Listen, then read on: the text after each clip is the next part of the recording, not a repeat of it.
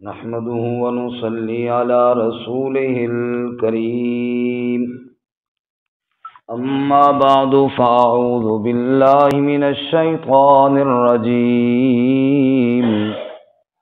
بسم الله الرحمن الرحيم إن شر الدواب عند الله الذين كفروا فهم لا يؤمنون الذين عاهدت منهم ثم ينقضون عهدهم في كل مرة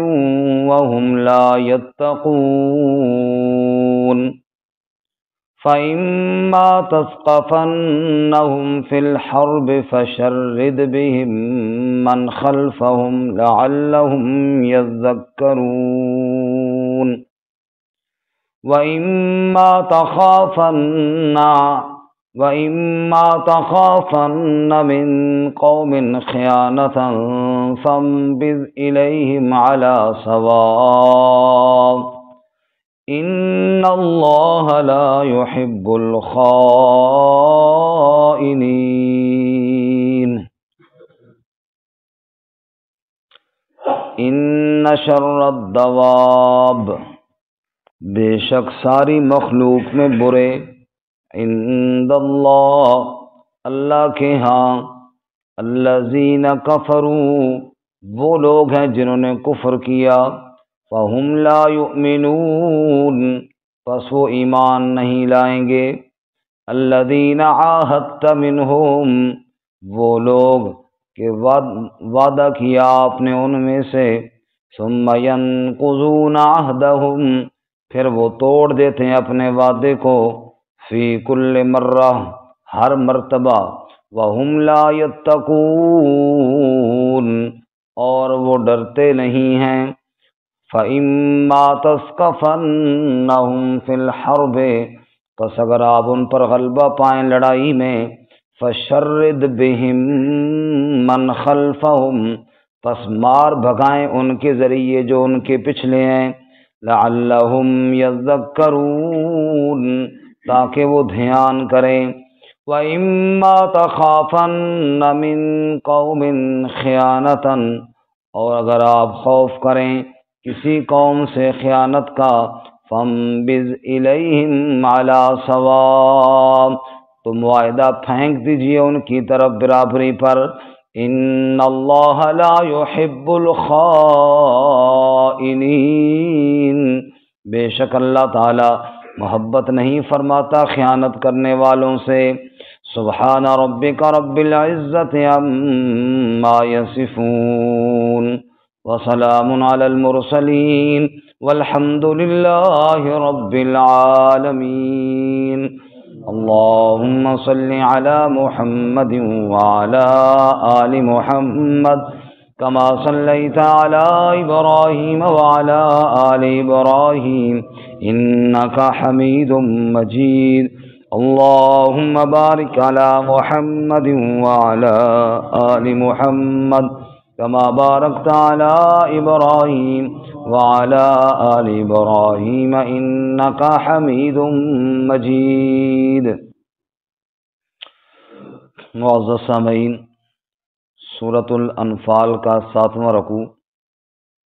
آیات نمبر 55، 56 اور 57 آپ کے سامنے تلاوت کی ہیں۔ اللہ رب العزت ان کے مطابق صحیح بیان کی توفیق عطا فرمائے اور ہمیں قرآن و سنت پر عمل کرنے کی توفیق عطا فرمائے۔ گزشتہ سبق میں آپ حضرات نے سنا اہل بدر کا تذکرہ کرنے کے بعد بدر کے اندر جو کفار کو سزا ملی، اللہ تعالیٰ نے فرمایا کدأب آل فرعون والذین من قبلہم، ان کفار کی حالت آل فرعون اور ان سے پہلے جو کافر گزرے ہیں ان کی طرح ہے۔ جب انہوں نے اللہ کی آیات کا کفر کیا اور انکار کیا تو اللہ نے ان کو پکڑا، تو ان پر اللہ کی پکڑ آئی۔ پھر ایک ضابطہ بیان کیا کہ اللہ تعالیٰ کا یہ اصول ہے کہ اللہ کسی قوم کو کوئی نعمت دے پھر وہ چھینتا نہیں ہے، تبدیل نہیں کرتا جب تک کہ وہ لوگ خود اس کو ضائع نہ کر دیں۔ آج کے سبق میں فرمایا ساری مخلوق میں اللہ کے ہاں سب سے برے وہ لوگ ہیں جو کفر کرتے ہیں۔ کفر کرنے والوں کی اللہ کے ہاں کوئی عزت نہیں ہے، جیسا کہ اہل ایمان کی اللہ کے ہاں عزت ہے۔ اہل ایمان ہر دور کے اندر کامیاب ہوئے، بظاہر دنیا میں ان پہ جتنی تکلیفیں آئیں، لیکن جب اللہ تعالیٰ کا عذاب آیا اس قوم پر تو بچے تو اہل ایمان ہی بچے، چاہے وہ جتنے قلیل تھے چاہے وہ جتنے تھوڑے تھے۔ آپ ہر نبی کے واقعہ کو پڑھیں تو اللہ نے اہل ایمان ہی کو بچایا۔ نوح علیہ السلام کو فرمایا کشتی میں خود بھی بیٹھے، اہل ایمان کو بھی بچائیں، باقی سب غرق ہو گئے، بچے تو اہل ایمان ہی بچے۔ ایسے ہی اللہ تعالیٰ ہود علیہ السلام کا ذکر کرتے ہیں، فرماتے نجینا ہودا والذین آمنوا معہ، ہم نے ہود علیہ السلام کو نجات دی اور ان کو نجات دی جو ان کے ساتھ ایمان لائے تھے۔ صالح علیہ السلام کا ذکر کرتے ہیں، فرماتے ہیں نجینا صالحا والذین آمنوا معہ، صالح علیہ السلام کو نجات دی اور انہیں جو ان کے ساتھ ایمان لائے تھے۔ تو ہر نبی علیہ السلام پر ایمان لانے والے ہی کامیاب ہوئے، چاہے وہ تعداد میں کتنے کم تھے، چاہے وہ کتنے غریب تھے، چاہے ان پر جو بھی حالات آئے، بالآخر انجام جو ہے وہ ایمان والوں کا ہی بہتر ہوا۔ والعاقبۃ للمتقین، بہتر انجام تقوی والوں کا ہی رہا۔ اس لیے اللہ تعالیٰ فرماتے ہیں ساری مخلوق میں اگر کوئی پوچھے کہ اللہ کے ہاں سب سے برا کون ہے، سب سے گھٹیا رب کے ہاں کون ہے، تو فرمایا وہ کافر ہے،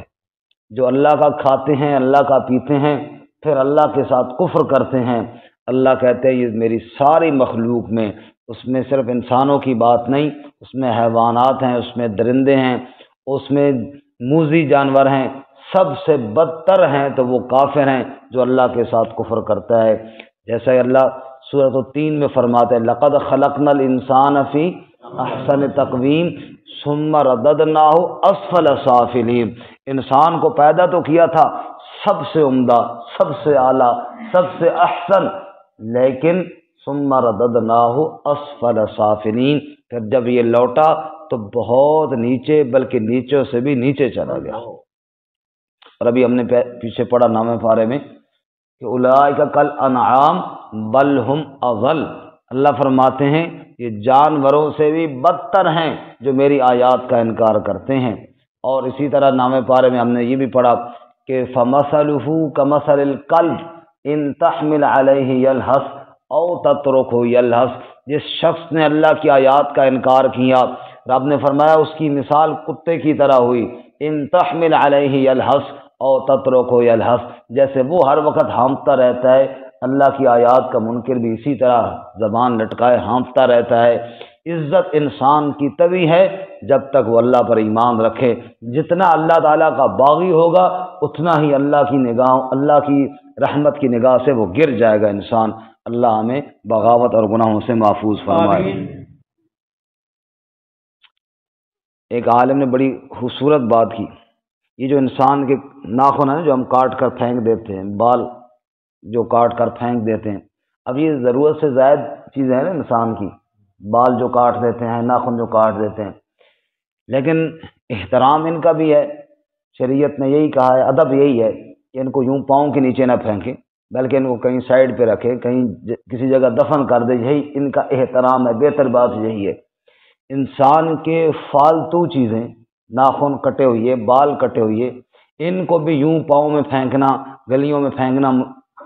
ادب کے خلاف ہے۔ حکم دیا ان کو کہیں سائڈ پہ یا کہیں دفن کر دیا جائے، یہ انسان کی عزت تھی۔ لیکن انسان نے جب اللہ کی نافرمانی کی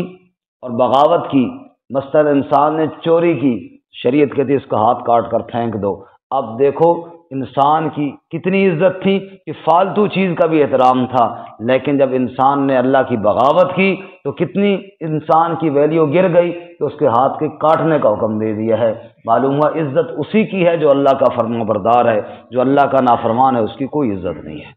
اللہ ہمیں نافرمانیوں سے محفوظ فرمائے۔ اس لیے فرماتے ہیں ان شر الدواب عند اللہ، بے شک ساری مخلوق میں، الدواب سب چلنے والے، سب رینگنے والے، ساری مخلوق، ان شر الدواب عند اللہ، بے شک ساری مخلوق میں برے اللہ کے ہاں، الذین کفروا، وہ لوگ ہیں جنہوں نے کفر کیا، فہم لا یؤمنون، بس وہ ایمان بھی نہیں لاتے یا ایمان بھی نہیں لائیں گے۔ دیکھو، ایک نے کفر کیا اور پھر ایمان بھی نہیں لائے گا، یہ کون سا کافر ہے؟ جس کے دل پر مہر لگ چکی ہے، ختم اللہ علی قلوبہم وعلی سمعہم وعلی ابصارہم غشاوہ ولہم عذاب عظیم، جس کے دلوں پر مہر ہے، جس کے کانوں آنکھوں پر پردے ہیں، وہ کافر جو ہے۔ اور یہ کون سا کافر ہے؟ جو کفر کے انتہائی درجے کو پہنچ گیا۔ کفر کے 4 درجے ہیں، کتنے درجے ہیں جی؟ 4۔ پہلا درجہ ہے شک، ریب، دوسرا درجہ ہے ضلال، گمراہ ہو جانا، تیسرا درجہ ہے جدال، جھگڑا کرنا، اور چوتھا درجہ ہے مہر جباریت، نعوذ باللہ، اللہ کے نبی کے بارے میں شک کرنا، یہ نبی ہے یا نہیں ہے، نعوذ باللہ، اللہ کی آیات کے بارے میں شک کرنا کہ قرآن اللہ کی کتاب ہے یا نہیں ہے، یہ پہلا درجہ ہے کفر کا، شک کرنا۔ اور جب بندہ شک کرتا ہے اللہ کی آیات میں، پھر اگلا درجہ ہے ضلال، ضلالت کہتے ہیں گمراہی کو،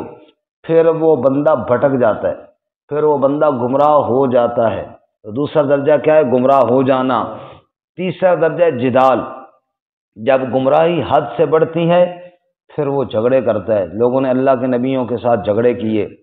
اور ایسے ہی اہل حق کے ساتھ لوگ جھگڑے کرتے ہیں اور کرتے رہیں گے، تو جب جھگڑے کرتا ہے نا جی، پھر آخری درجہ ہوتا ہے مہر جباریت، پھر اللہ اس کے دل پر کفر کی مہر مار دیتے ہیں کہ جا، اب تجھے ایمان کی توفیق ہی نہیں ہوگی، نعوذ باللہ من ذالک۔ وہ ہیں الذین کفروا فہم لا یؤمنون، جو کافر ایمان نہیں لاتے، پھر اللہ کی ساری مخلوق میں سب سے برے وہ لوگ ہیں جو اس قابل ہی نہیں رہے کہ ان کو ایمان کی طرف لایا جائے اور ان کے دل کو پاک کیا جائے، نعوذ باللہ، اللہ ایسے کفر سے ہماری حفاظت فرمائے۔ اس کے بعد آگے جہاد کا ایک ضابطہ اور اصول بیان کیا، چونکہ جہاد میں کفار کے ساتھ معاہدے بھی ہوتے ہیں، جیسا کہ رسول اللہ صلی اللہ علیہ وسلم جب مدینہ منورہ تشریف لائے تو آپ نے مدینہ کے یہود کے ساتھ معاہدے فرمائے، اور یہی آج کل ہمارے لوگوں کو تاریخ میں ایک بات یہی یاد ہے کہ حضور نے یہودیوں کے ساتھ معاہدے کیے، لہذا ہم بھی کریں جناب، باقی کوئی بات یاد نہیں ہے کہ معاہدے جب توڑے تو پھر ان کے ساتھ کیا ہوا، یہ والی بات یاد نہیں ہے۔ اتنی بات سب کو یاد ہے، ہمارے سیاستدانوں کو بھی، باجی یہودیوں کے ساتھ نبی پاک نے معاہدے کیے جی، ہمیں بھی کرنے چاہیے، یہ آگے پتہ نہیں ہے کہ جب انہوں نے معاہدے توڑے تو ان کے ساتھ ہوا کیا، سمجھ آئی؟ بہرکیف آپ صلی اللہ علیہ وسلم ان کے ساتھ معاہدے کیے۔ اب معاہدے میں یہ ہوتا ہے کہ جنگ بندی ہے، ہم نہ آپ کے ساتھ لڑائی کریں گے نہ کسی لڑنے والے کا ساتھ دیں گے۔ اب یہودیوں میں بنو قریظہ خصوصاً، یہ وہ بدبخت قبیلہ تھا جنہوں نے آپ سے معاہدہ کیا کہ ہم بالکل جناب نہ آپ کے ساتھ لڑیں گے نہ کسی لڑنے والے کا ساتھ دیں گے، آپ ہمارے ساتھ نہ لڑیں، ہم آپ کے ساتھ نہیں لڑیں گے، معاہدہ ہو گیا۔ پھر یہ در پردہ بدر میں انہوں نے کفار کے ساتھ تعاون کیا، حتیٰ کہ یہ کعب بن اشرف بے ایمان بدر کے بعد مدینہ سے چل کر مکہ گیا اور کفار کو مزید بھڑکایا نبی پاک صلی اللہ علیہ وسلم کے خلاف۔ تو جب بھی یہ معاہدے کی خلاف ورزی کرتے، آپ صلی اللہ علیہ وسلم ان سے پوچھتے بھائی تم نے تو ہمارے ساتھ معاہدہ کیا، تو یہ معذرت کر لیتے، بس جی غلطی ہو گئی، بس اب دوبارہ نویں سروں مڈو معاہدہ کرنے، اب معاہدے کی خلاف ورزی نہیں کریں گے جی۔ حضور کہتے ہیں چلو ٹھیک ہے جی، یعنی بار بار یہ ایسے کرتے کہ جناب موقع جب ملتا تو مسلمانوں کے خلاف پوری شرارت کرتے، لیکن پھر آپ سے معذرت کر کے معاہدہ کر لیتے، حتیٰ کہ جنگ احزاب کا موقع آیا۔ اب جنگ احزاب میں سارے کافر جب مدینہ پر حملہ آور ہوئے، بنو قریظہ نے کہا کہ بس اب مسلمانوں کا تو ویسے ہی خاتمہ ہو جانا ہے، چلو ہم بھی معاہدہ توڑ دیتے ہیں، انہوں نے بھی حملہ کر دیا۔ اب ایسا بے ایمان جو معاہدہ کرتا ہے جنگ بندی کا اور پھر موقع ملے تو لڑائی بھی لڑ دیتا ہے، ایسے معاہدے تو کیے آپ نے، لیکن سزا کیا ہے؟ اللہ تعالیٰ نے فرمایا ایسے بے ایمانوں کو ایسی سزا دو نا تاکہ ان کی نسلیں یاد رکھیں، تاکہ پچھلے بھی آئندہ ایسی غداری نہ کرے، جیسا کہ بنو قریظہ کو سزا ہوئی، جیسا کہ بنو قریظہ کو سزا ہوئی۔ غزوہ احزاب ختم ہوا، کفار آئے تھے حملہ کرنے کے لیے مدینہ منورہ، محاصرہ رکھا کم و بیش مہینے کا، اور جناب مدینہ کے اندر داخل نہ ہو سکے، خندق بھی کھودی ہوئی تھی۔ تو اس کے بعد اللہ تعالیٰ نے طوفان بھیجا، اور طوفان کے ذریعے ان کو اللہ نے بھگایا، وہ تو بھاگے۔ اب یہ جو بنو قریظہ تھے جنہوں نے اس موقع پر غداری کی تھی، جبرائیل علیہ السلام آئے اور کہا یا رسول اللہ صلی اللہ علیہ وسلم، فارغ ہو گئے آپ جہاد سے، سامان اتار رہے ہیں اسلحہ وغیرہ، فرشتوں نے تو نہیں اتارا اور آپ بڑے جلدی اتار رہے ہیں۔ انہوں نے فرمایا جی اب اللہ کا کیا حکم ہے؟ فرمایا اللہ کا حکم یہ ہے کہ وہ بنو قریظہ جنہوں نے غداری کی ہے نا، جا کر ان کی خبر لو، انہوں نے کیوں معاہدہ توڑا ہے۔ چنانچہ آپ صلی اللہ علیہ وسلم نے صحابہ کو حکم دیا تیاری کرو، اور ہم آج ہی عصر سے پہلے بنو قریظہ پہنچیں گے، نماز وہاں جا کر پڑھیں گے۔ چنانچہ وہاں جا کر آپ نے محاصرہ کر لیا۔ اب بنو قریظہ کو اپنی غداری کا علم تو تھا، بندے نے کرتوت ایسا کیا ہو تو ڈر تو ہوتا ہے، کیونکہ انہوں نے اس موقع پر حملہ کیا تھا یہ سمجھ کر کہ مسلمان ختم ہو جائیں گے۔ جب دیکھا کہ کافر ناکام لوٹے، مسلمان محفوظ رہے، اب یہ ڈرے ہوئے تو تھے کہ اب ہماری خیر تو ہے نہیں، نبی پاک صلی اللہ علیہ وسلم ہمارا تعاقب تو کریں گے۔ اتنا ان کو بھی نہیں پتہ تھا کہ اتنا جلدی کریں گے، نبی پاک صلی اللہ علیہ وسلم کو تو اللہ نے جلدی حکم دیا تو آپ اسی دن آ گئے۔ اب یہ اندر دبک کر چھپ کر اپنے قلعوں میں بیٹھے، اللہ نے ان کے دلوں میں رعب ڈالا، اور اتنے بزدل ہوئے کہ باہر نکل کر لڑائی کرنے کی ہمت تو ان کی ہوئی کوئی نہ، اندر چھپے رہے۔ باہر صحابہ نے محاصرہ کیا ہوا ہے، اگر کوئی قلعے سے باہر نکلتا تو تیروں کی زد میں آ جاتا۔ اب یہ بڑے پریشان کہ اب جائیں تو جائیں کدھر، کیا کریں اور کیا نہ کریں۔ انہوں نے نبی صلی اللہ علیہ وسلم سے کہا جی ہمارے ساتھ کوئی بات چیت کی جائے، مذاکرات کی جائے۔ حضور صلی اللہ علیہ وسلم غداروں کے ساتھ کیا مذاکرات ہیں، آپ بار بار معاہدہ توڑ دیتے ہیں، آپ کے ساتھ کیا معاہدہ کیا جائے۔ برکف انہوں نے کہا جی آپ مہربانی کریں اور سعد رضی اللہ تعالیٰ عنہ کو فیصل مقرر کریں، وہ جو فیصلہ کریں گے نا ہمیں قبول ہوگا۔ ان کے ذہن میں یہ تھا کہ ساتھ چونکہ ہمارے تعلق والے تھے، آج وہ فیصلہ کریں گے تو وہ کوئی نرمی والا فیصلہ کریں گے، باقی تو کسی سے نرمی کی امید نہیں ہے۔ حضور نے فرمایا سعد کا فیصلہ قبول ہے تمہیں؟ کہا جی ہمیں قبول ہے۔ آپ نے فرمایا ٹھیک ہے ہمیں بھی قبول ہے۔ حضرت سعد رضی اللہ تعالیٰ عنہ وہ غزوہ بنو قریظہ میں شامل نہیں تھے، کیونکہ احزاب کے موقع پر ان کو تیر لگا تھا، وہ زخمی تھے، وہ مدینہ میں تھے۔ حضور نے فرمایا جاؤ بھائی سعد کو بلا کر لے آؤ۔ انہوں نے سعد کا نام لیا، بس وہی فیصلہ کر۔ حضرت سعد رضی اللہ تعالیٰ عنہ تشریف لائے سواری پر سوار ہو کر، حضور نے بلکہ کہا بھی صحابہ کہ اٹھو بھائی سردار آ رہے ہیں، استقبال کرو ان کا، فیصلہ کرنے کے لیے آ رہے ہیں نا۔ سعد آئے، آپ نے فرمایا سعد بنو قریظہ نے یہ کہا ہے کہ سعد جو فیصلہ کرے ہمیں قبول ہے، تو سعد تو جو فیصلہ کرے نا ان کو بھی قبول ہے ہمیں بھی قبول ہے، اس لیے تو فیصلہ کر جو کرنا ہے۔ یہ وہ ہیں جنہوں نے غداری کی، جنہوں نے بار بار معاہدہ کر کے توڑا، اور ابھی احزاب کے موقع پر ہم نے خندق کھودی، باقی کافروں سے لڑائی لڑنے میں مصروف تھے، ان کی طرف سے مطمئن تھے کہ بھئی یہ تو ہمارے ساتھ نہیں لڑائی کریں گے کیونکہ معاہدہ کیا ہوا ہے۔ ان بدبختوں نے عین اس موقع پر حملہ کر دیا، اب فیصلہ کرو۔ حضرت سعد رضی اللہ تعالیٰ عنہ نے کہا یا رسول اللہ میرا فیصلہ یہ ہے کہ ان کے جوان مردوں میں سے سب کو قتل کر دیا جائے، کسی ایک بے ایمان کو بھی نہ چھوڑا جائے، ان کا بیج ختم کرو، اور جو باقی عورتیں اور بچے ہیں ان کو مال غنیمت بناؤ، غلام بناؤ، اور ان کے قلعوں کو صحابہ کرام میں بطور مال غنیمت کے تقسیم کرو، جس کا ذکر اللہ نے سورۃ الاحزاب میں کیا۔ وَأَوْرَثَكُمْ أَرْضَهُمْ وَدِيَارَهُمْ وَأَمْوَالَهُمْ وَأَرْضًا لَّمْ تَطَئُوهَا، ہم نے ان کی زمینوں کا، ان کے باغات کا، ان کے گھروں کا تمہیں وارث بنایا، جس زمینوں میں تم نے کبھی قدم بھی نہیں رکھے تھے ہم نے بطور مال غنیمت وہ تمہیں عطا فرمائے۔ معاہدے یاد ہیں، یہ یاد نہیں ہے جو ان کا حشر ہوا پھر معاہدہ توڑنے والوں کا۔ رسول اللہ صلی اللہ علیہ وسلم فرمایا سعد تو نے تو وہ فیصلہ کیا ہے کہ تیرا فیصلہ سن کر عرش پر رب مسکرایا ہے اور فرش پر اللہ کا رسول مسکرا دیا ہے، تو نے تو کسی رعایت کا کسی کی طرف رعایت کا دھیان نہیں کیا، بس تو نے اللہ اور اس کے رسول صلی اللہ علیہ وسلم کے رضا کا خیال کیا ہے اور اللہ کی رضا کے لیے تو نے فیصلہ کیا ہے کہ یا رسول اللہ، جو نبی پاک کے اتنے دشمن ہیں، جو معاہدے کے اتنے خلاف ورزی اور غداری کرنے والے ہیں، ان کے ساتھ کیا نرمی ہے۔ اب یہاں پر آیت دیکھیے، اللہ نے معاہدہ توڑنے والوں کے لیے کیا حکم دیا، اور بالکل وہی حکم دیا اللہ نے بھی جیسے سعد نے فیصلہ کیا۔ الذین عاہدت منہم، وہ لوگ جن سے آپ نے معاہدہ کیا، ثم ینقضون عہدہم، پھر وہ توڑ دیتے ہیں اپنے وعدے کو، فی کل مرۃ، ہر مرتبہ بار بار معاہدہ توڑ دیتے ہیں، وہم لا یتقون، اور وہ ڈرتے نہیں ہیں، تقوی کوئی نہیں، اللہ کا خوف کوئی نہیں، ہر وقت معاہدہ توڑ دیا، جب بات ہوئی ہو جی غلطی ہو گئی اب جناب معاہدہ دوبارہ کرتے ہیں، پھر موقع ملا تو پھر ڈنگ مار دیا۔ فَإِمَّا تَثْقَفَنَّهُمْ فِي الْحَرْبِ، پس اگر آپ ان پر غالب ہو جائیں جنگ میں، کہیں جنگ کا موقع آئے ان بے ایمانوں کے ساتھ، آپ صلی اللہ علیہ وسلم کا ٹاکرا ہو، فَشَرِّدْ بِهِمْ مَنْ خَلْفَهُمْ، شرد کا معنی مار بھگائیں ان کے ذریعے، من خلفہم، ان کے پچھلوں کو، ایسی مار ماریں تاکہ پچھلے بھی نصیحت حاصل کریں، تاکہ باقی بھی کافر عبرت حاصل کریں کہ غداری نہیں کرنی، غداری کی وہ سزا ہے غدار کی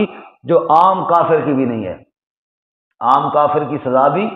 وہ نہیں ہے جو غدار کی ہے۔ معاہدہ کرے، معاہدہ توڑے، بھائی اگر آپ نے لڑائی لڑنی ہے تو اس طرح ہو نا جس طرح مکے والے آئے ہیں، اب مسلمانوں کو پتہ تھا کہ یہ لڑائی کے لیے آ رہے ہیں، پتہ تھا کہ یہ دشمنی کے لیے آ رہے ہیں، تم ادھر دوستی کے وعدے کرتے ہو اور موقع مل کر غداری کرتے ہو، تم تو ان سے بڑے بے ایمان ہو۔ اس لیے فرمایا فَشَرِّدْ بِهِمْ مَنْ خَلْفَهُمْ، مار بھگائیں ان کو، ایسی مار ماریں کہ من خلفہم، جو ان کے پچھلے ہیں وہ بھی بھاگے، یعنی غداری سے وہ بھی بھاگیں اور آئندہ کوئی غداری کا سوچے بھی نہیں۔ لعلہم یذکرون، یہ مار اس لیے دیں تاکہ سب دھیان کریں، سب غور کریں کہ غداری کرنا ٹھیک نہیں ہے، اور غدار کے لیے معافی بھی کوئی نہیں ہوتی۔ تو ایک قانون تو یہ ہو گیا کہ جو معاہدہ بار بار توڑتا ہے اس کو صحیح پھینٹی لگائیں، ایسی لگائیں تاکہ اس کی نسلیں یاد رکھیں۔ اور دوسری بات کہ ایک اور قبیلہ ہے کافروں کا جس کے ساتھ معاہدہ ہوا ہے، اس نے کوئی خاص معاہدہ توڑا تو نہیں، لیکن آثار نظر آ رہے ہیں کہ معاہدہ پورا کرنا انہوں نے بھی کوئی نہیں ہے، حرکتیں ان کی ایسی نظر آ رہی ہیں، تو پھر ٹھیک ہے، آپ ان کو یہ بتائیں کہ ہمارا تمہارا معاہدہ ختم ہے، ہمارا تمہارا معاہدہ ختم ہے، پھر ان کے ساتھ بھی لڑائی کریں۔ یعنی جس طرح بنو قریظہ نے کیا نا کہ ادھر معاہدہ برقرار ہے، ادھر حملہ کر دیا، یہ تو خیانت ہے۔ اگر آپ کو شک ہے کہ وہ معاہدہ پورا نہیں کریں گے، آپ باقاعدہ ان کو اطلاع دیں، بھائی جو ہمارا تمہارا معاہدہ تھا آج کے بعد کوئی معاہدہ نہیں ہے، جیسے کہ ہم آگے سورۃ توبہ میں پڑھیں گے کہ جب آپ صلی اللہ علیہ وسلم کی طرف سے، اسلام کی طرف سے معاہدہ توڑا گیا، ختم کیا گیا، تو پہلے حج کے موقع پر حضور نے حضرت علی رضی اللہ تعالیٰ عنہ کو بھیجا کہ جاؤ اور اعلان کرو کہ بس اللہ اور اس کے رسول کی طرف سے معاہدے اب ختم ہیں۔ تو پہلے معاہدہ ختم کرنے کا اعلان کرو، پھر اس کے بعد لڑائی کرو۔ یہ کوئی طریقہ نہیں ہے ادھر معاہدہ کیا وہ اگلا بندہ مطمئن ہو اور پھر بندہ حملہ کر دے۔ تو اگلی آیت میں بتایا اگر کسی سے خطرہ ہو تو معاہدہ توڑنے کی اطلاع دے دو۔ وَإِمَّا تَخَافَنَّ مِن قَوْمٍ خِيَانَةً، اور اگر آپ خوف کریں کسی قوم سے خیانت کا، آپ کو ڈر ہو کہ وہ خیانت کریں گے، وہ معاہدے کی پاسداری نہیں کریں گے، تو فَانبِذْ إِلَيْهِمْ عَلَى سَوَاءٍ، تو معاہدہ پھینک دیجئے ان کی جانب برابری پر کہ بس ہمارا آپ سے معاہدہ نہیں، آپ کا ہمارے ساتھ معاہدہ نہیں، ختم۔ سمجھ آئی؟ واضح طور پہ بات بتا دیں، ان اللہ لا يحب الخائنین، بے شک اللہ تعالی خیانت کرنے والوں کو پسند نہیں کرتا۔ اگر آپ ان کو اطلاع نہ دیں، اچانک جا کے ان پہ حملہ کر دیں تو یہ تو خیانت ہوئی، کیونکہ وہ سمجھیں گے کہ ہمارا ان سے معاہدہ ہے اور انہوں نے آ کے حملہ کر دیا۔ اس لیے پہلے معاہدہ توڑیں، پہلا معاہدہ ختم کریں اور ان کو اطلاع دیں باقاعدہ، تاکہ وہ بھی جنگ کی تیاری کریں، پھر جا کے لڑائی لڑیں، کتنا سنہری اصول ہے اسلام کا جہاد کے اندر بھی. اگر لڑائی لڑنی ہے پہلے اطلاع دو تاکہ اگلا بھی تیاری کر لے. ایسے جا کے معاہدہ کر کے پھر حملہ کرنا فرمایا اس کی اجازت نہیں ہے، یہ خیانت ہے اور اللہ تعالیٰ کو خیانت پسند نہیں ہے. آج کے سبق میں 3 آیتیں ہیں. پہلی آیت میں بتایا سب سے برے اللہ کے ہاں کافر ہیں. دوسری آیت میں بتایا جو معاہدہ کر کے بار بار توڑ دیتے ہیں تو اور ڈرتے کوئی نہیں ہے، ان کو ایسی مار مارو تاکہ ان کے پچھلے بھی نصیحت حاصل کریں. اور آخری آیت میں بتایا اگر کسی قوم سے خیانت کا خطرہ ہو تو آپ معاہدہ ان کی طرف توڑ دیں. اللہ تعالیٰ ہمیں قرآن و سنت پر عمل کی توفیق عطا فرمائے. ترجمہ دوبارہ سنیں. ان شر الدواب عند اللہ، بے شک ساری مخلوق میں برے اللہ کے ہاں، الذین کفروا، وہ لوگ ہیں جنہوں نے کفر کیا، فہم لا یؤمنون، بس وہ ایمان نہیں لاتے. الذین عاہدت منہم، وہ لوگ جن سے آپ نے معاہدہ کیا، ثم ینقضون عہدہم، پھر وہ توڑ دیتے ہیں اپنے وعدے کو، فی کل مرۃ، ہر مرتبہ، وہم لا یتقون، اور وہ ڈرتے نہیں، تقوی اختیار نہیں کرتے. فَإِمَّا تَثْقَفَنَّهُمْ فِي الْحَرْبِ، فَإِمَّا تَثْقَفَنَّهُمْ فِي الْحَرْبِ، پس اگر آپ غلبہ پائیں ان پر لڑائی میں، فَشَرِّدْ بِهِمْ مَنْ خَلْفَهُمْ لَعَلَّهُمْ يَذَّكَّرُونَ، پس مار بگائیں ان کے ذریعے ان کے پچھلوں کو بھی تاکہ وہ دھیان کریں. وَإِمَّا تَخَافَنَّ مِنْ قَوْمٍ خِيَانَةً، اور اگر آپ خوف کریں کسی قوم سے خیانت کا، فَانبِذْ إِلَيْهِمْ عَلَى سَوَاءٍ، تو معاہدہ پھینک دیجیے ان پر برابری پر. ان اللہ لا يحب الخائنین، بے شک اللہ تعالی محبت نہیں کرتا خیانت کرنے والوں سے. وآخر دعوانا ان الحمد للہ رب العالمین.